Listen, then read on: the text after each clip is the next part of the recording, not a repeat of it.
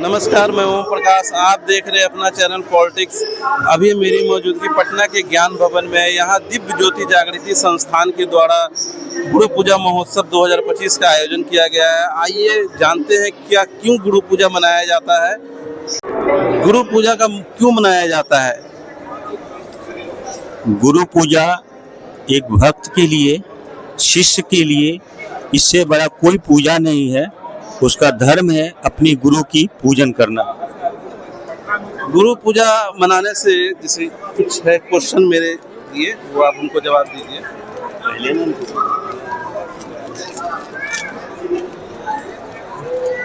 गुरु और ईश्वर में क्या अंतर होता है? ईश्वर ही गुरु बनकर जगत में आते हैं।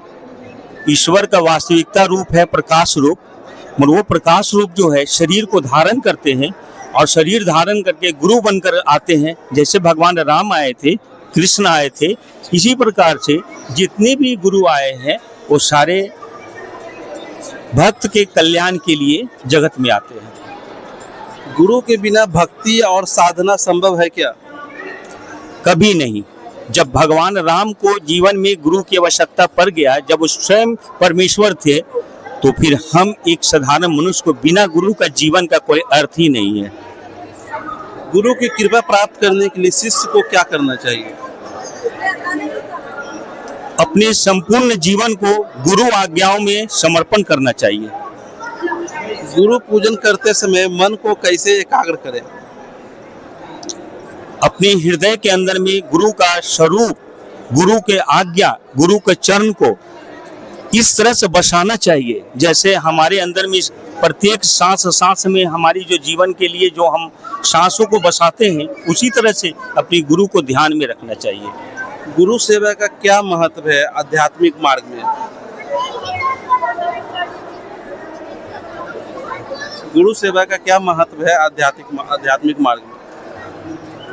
गुरु सेवा का महत्व, जितनी भी पूजा संसार में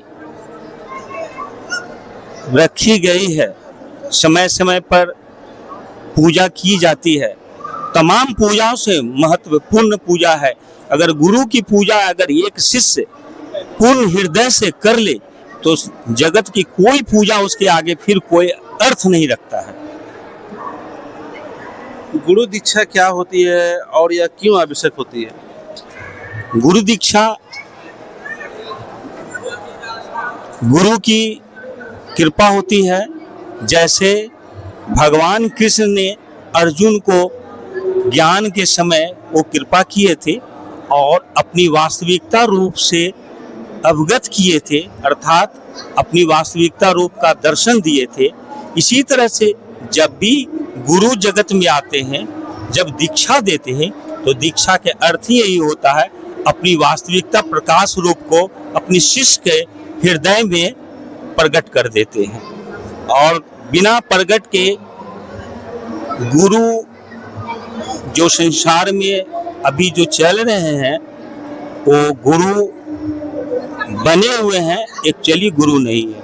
हम ये भी जोड़ रहे हैं। सच्चे गुरु की पहचान कैसे करें? ज्ञान के समय ही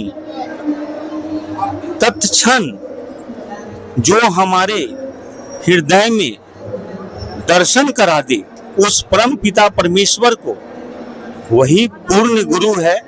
ऐसे गुरु मिल जाने के बाद अपनी संपूर्ण जीवन अपने गुरु के शरण में ही बिताना चाहिए। अगर गुरु हमारे दोषों को दिखाते हैं तो हम कैसा भाव रखना चाहिए? वो दोषों को नहीं दिखाते हैं, हमारे कर्मों को संभालते हैं।